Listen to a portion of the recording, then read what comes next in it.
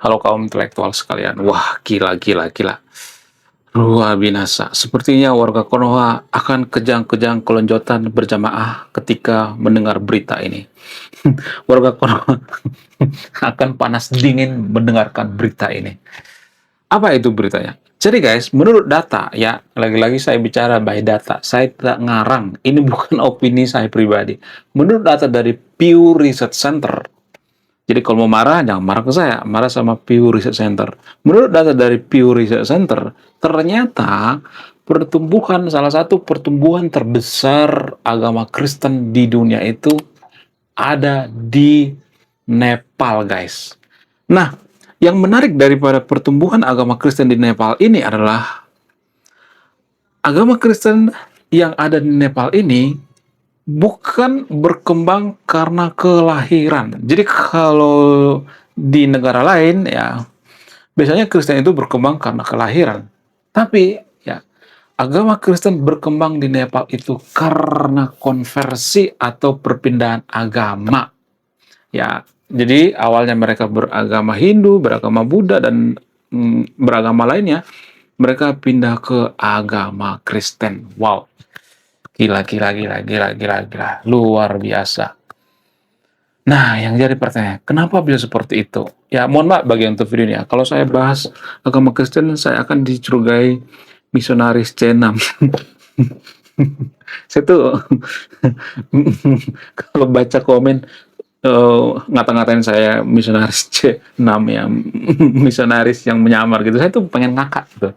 Mohon maaf bagi teman-teman Kristen dan teman-teman Muslim ya. Saya tuh nggak butuh perpuluhan, saya nggak butuh umat gitu. Saya nggak butuh disembah juga gitu.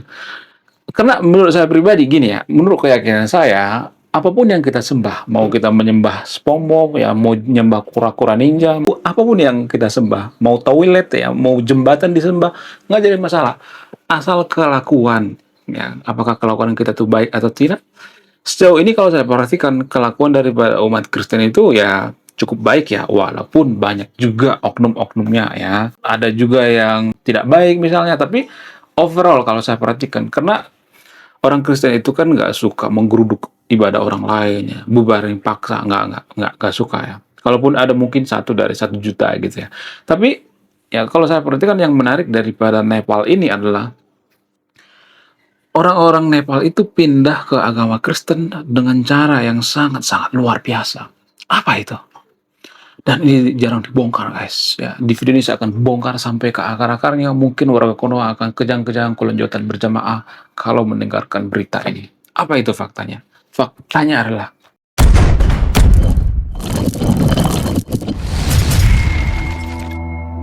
fakta yang pertama, karena orang-orang Nepal itu menganut yang namanya pemahaman atau ideologi seperti kasta gitu ya, kasta Dalit. Mohon maaf bagi teman-teman Hindu dan teman-teman yang beragama Hindu Bali ya, mohon maaf ya. Karena dalam agama Hindu itu kan ada kasta, walaupun ya kasta itu sebenarnya bukan inti daripada ajaran Hindu, tapi itu sebenarnya ya menurut sebagian orang Hindu itu sebenarnya budaya, itu sebenarnya dibuat-buat gitu ya. Sementara ya pada faktanya di Nepal dan di India itu kan ada istilah kasta. Nah, kasta yang paling teraniaya itu adalah kasta Dalit. Nah, karena kasta Dalit ini selalu dianiaya, mereka terpinggirkan, mereka itu dipandang sebelah mata, lalu masuklah orang-orang Kristen. Nah, di situ tuh peluangnya. Ya. Sehingga apa? Sehingga orang-orang kasta Dalit ini berpikir, lah, kok ada ya agama yang menganggap bahwa semua itu setara gitu ya. Agama Kristen kan menganggap bahwa semua itu setara ya. Koreksi kalau salah ya, mohon maaf ya. Walaupun ada sebagian yang menuhankan pemuka agama ya, koreksi kalau salah ya. Ya rata-rata mereka menganggap bahwa semua manusia itu setara di hadapan Tuhan gitu. Itu ya doktrin daripada agama Kristen. Ya, agama Samawi kan rata-rata seperti itu ya. Nah, karena ada doktrin semacam ini, lalu orang-orang Nepal berpikir, wah, ya juga ya. Berarti kalau saya masuk agama Kristen itu saya bukan kasta Dalit lagi dong? Enggak, kata orang-orang yang menyebarkan agama di sana. Ya, bukan faktor penginjilan ya, tapi faktor relasi yang paling utama ya. Misalnya ya, ada satu orang yang masuk Kristen ya, biasa dipengaruhi oleh media sosial ya, dipengaruhi oleh lingkungan gitu ya, atau dari mulut ke mulut ya. Lalu mereka cerita sama temennya, lu kan kasta Dalit nih, ya lu bisa pindah ke agama Kristen, nanti lu setara dengan kita gitu ya. Nggak ada istilah kasta-kastaan dalam agama Kristen. Lalu ya ini semacam peluang gitu ya. Mohon maaf bagi teman-teman Hindu ya, saya tidak memojokkan agama apapun di sini ya, mohon maaf ya. Sehingga itu yang jadi peluang ya orang-orang masuk ke agama Kristen berbondong-bondong di Nepal. Dan bisa dikatakan ya pertumbuhan agama Kristen di Nepal ini ya ugal-ugalan gitu ya. Berdasarkan data ya, kenaikannya itu luar biasa. Sekitar kurang lebih 500 sampai 1 juta orang per tahun. Sementara penduduk Nepal itu kurang lebih 31 juta. Koreksi kalau salah ya. Nah, beberapa tahun lagi ya bisa aja Nepal mayoritas Kristen kan? Who know kan? Kalau pertumbuhannya ugal-ugalan. Nah, itu yang paling mempengaruhi ya, karena pengaruh daripada kasta, yaitu kasta Dalit ya. Oh ya, mohon maaf bagi teman Hindu ya. Kemudian selain itu, selain pengaruh daripada adanya kasta agama Hindu, yang kedua itu pengaruh daripada pemerintah juga gitu ya. Jadi beberapa puluh tahun yang lalu, Nepal itu menuju negara sekuler, artinya memisahkan antara agama dengan negara. Jadi negara tidak mengurusi agama. Mau lu beragama kek, mau guling-guling kek, mau koper-koper kek sambil ibadah nggak jadi masalah, asal jangan mengganggu negara. Maksudnya asal jangan mengganggu orang lain gitu ya. Sehingga ini melonggarkan gitu ya. Jadi nggak ada agama yang mendominasi di sana. Kalau misalnya Nepal itu misalnya ini mayoritas Hindu dan ada satu agama yang mendominasi, maka biasanya ini akan susah ya untuk menyebarkan agama di sana. Ya, jadi untung Nepal itu negara sekuler ya. Itu yang kedua. Kemudian yang selanjutnya, karena faktor daripada penyembuhan penyakit ya, kemudian doa gitu ya. Jadi orang-orang Kristen di Nepal itu ya sama seperti yang ada di Konoha ya. Kalau di Konoha biasa disebut dengan KKR ya, atau penyembuhan rohani apalah itu namanya ya. Mohon maaf ya, saya lupa itu apa kepanjangan KKR ya. Coba tulis komentar ya, apa kepanjangan daripada KKR. Nah, pada saat melakukan KKR ya, lalu ada mujizat ya, boleh dong ya kita percaya dengan mujizat ya. Walaupun mujizat itu kan sebatas keyakinan, boleh dong ya. Namanya keyakinan. Jadi kita harus memahami dulu apa itu agama. Agama itu kan keyakinan. Kita tidak bisa mengatakan agama lain sesat ya, agama lain tidak bagus ya. Sementara agama itu adalah keyakinan. Nggak bisa seperti itu ya. Saya tidak menyesatkan agama Hindu di sini ya, walaupun ada istilah Dalit ya. Yang jelas orang Nepal yang ada di sana itu ya mereka biasanya melakukan penyembuhan gitu ya, doa ya, sehingga ketika ada orang yang sembuh, mereka akan menceritakan ini kemana-mana gitu ya. Ini semacam multi level marketing gitu ya. Kemarin ada KKR ya, tiba-tiba ada orang yang sembuh gitu ya. Lalu ya mereka menyebarkan ini dari mulut ke mulut gitu ya. Sehingga orang tertarik ke agama Kristen. Nah, itu ya alasan ya, yang paling logis atau yang paling masuk akal. Kemudian karena faktor daripada agama Kristen itu sendiri ya, mohon maaf bagi yang video ini, saya tidak berpihak pada siapapun ya. Gini, agama Kristen itu kan bukan agama yang ribet ya. Saya bukan mengglorifikasi agama Kristen di sini ya, karena banyak juga orang Kristen yang tidak baik ya.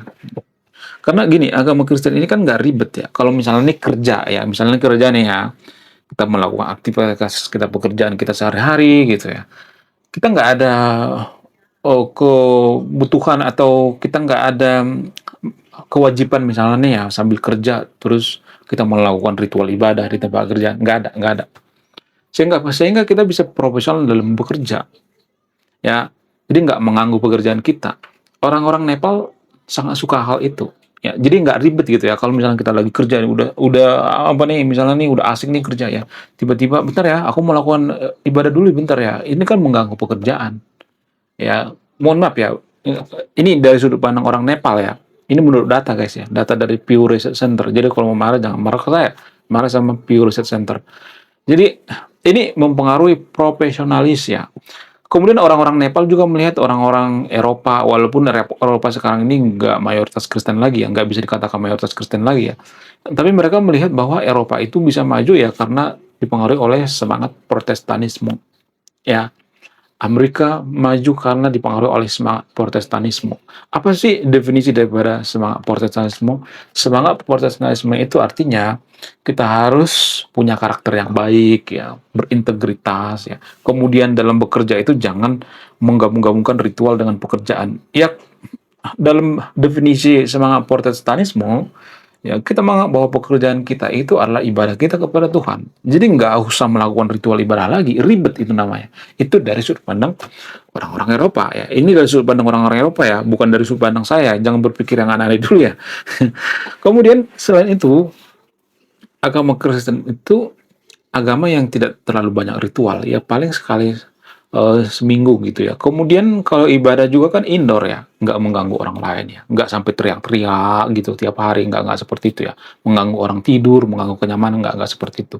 Ya orang Kristen berdoa itu ya berdoanya di kamar gitu ya, nggak sampai teriak-teriak, oh Tuhanku yang maha bijaksana, nggak seperti itu ya. Nggak sampai mengganggu orang lain ya, orang lagi istirahat terganggu, nggak seperti itu ya. Jadi ya cuman sekali seminggu doang, itu pun indoor ya, nggak bikin pengarah suara di luar gereja, nggak seperti itu ya.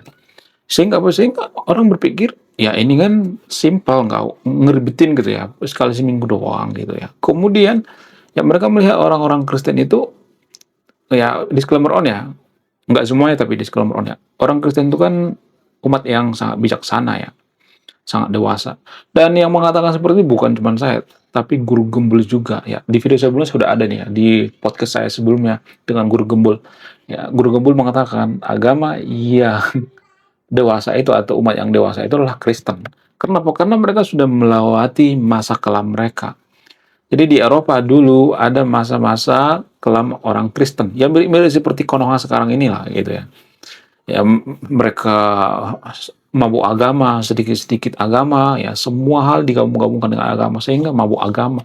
Ya makanya disebut dengan zaman kegelapan Eropa. Nah, setelah ada zaman kegelapan Eropa, orang-orang Kristen belajar, oh kayaknya kita harus merubah gereja. Makanya ada istilah reformasi gereja. Mereka mereformasi gereja melalui Martin Luther ya, mereformasi terus ya, sehingga apa? Sehingga seperti sekarang ini. Orang Kristen itu kan jarang ya menyesatkan orang lain ya. Bahkan orang Kristen itu mengatakan ya semua orang berhak masuk surga. Walaupun ya ada ayat yang mengatakan bahwa ya, tidak ada yang bisa masuk ke surga kalau bukan melalui anaknya. Tapi ya itu kan penafsiran ya. Tapi ada lagi penafsiran yang lain ya. Semua orang berhak masuk surga gitu ya. Ada ayat yang lain juga gitu ya. Jadi kita tidak bisa hanya melihat dari satu sudut pandang, harus dari berbagai sudut pandang gitu ya. Tergantung kondisi ya atau konteks gitu ya. Kemudian orang Kristen juga nggak terlalu fanatik ya kalau saya perhatikan ya dalam beragama. Biasa aja gitu. Ya nggak gimana-gimana gitu ya. Kecuali ada satu aliran dalam Kristen yang lumayan lumayan ini ya, lumayan ini juga ya, jor-joran gitu ya, kejar target gitu ya. Nggak semua tapi disclaimer ya, seperti Saksi Yahova misalnya gitu ya. Saksi Yahova itu ya orang Kristen juga diinjilin gitu ya. Jangankan agama lain, orang Kristen juga diinjilin ya dan lain sebagainya. Jadi ya kalau saya perhatikan itu ya, mohon maaf bagian tervideonya. Justru orang-orang Nepal itu mau masuk ke agama Kristen itu karena pengaruh daripada agama itu sendiri, bukan hanya karena marketing gitu ya. Ya karena ya, mereka melihat orang Eropa itu maju, orang Amerika maju, ya mayoritas Kristen gitu.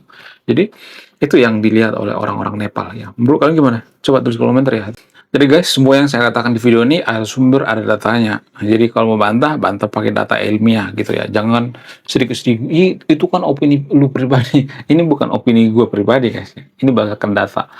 Belum kita lanjut. Jadi guys, kemarin ada yang nanya, lu apa sih kontribusinya bagi negara ini? Lu kontribusi saya ini guys ya. Nulis buku, judulnya Budi Tanpa Pekerti. Ini temanya bahas tentang agama. Kemudian sama luka. Kisah dalam buku ini ada seorang kiai bingung memilih antara menyelamatkan hutan atau menyelamatkan 1000 anak yatim. Link pembeliannya ada di pin komentar video ini.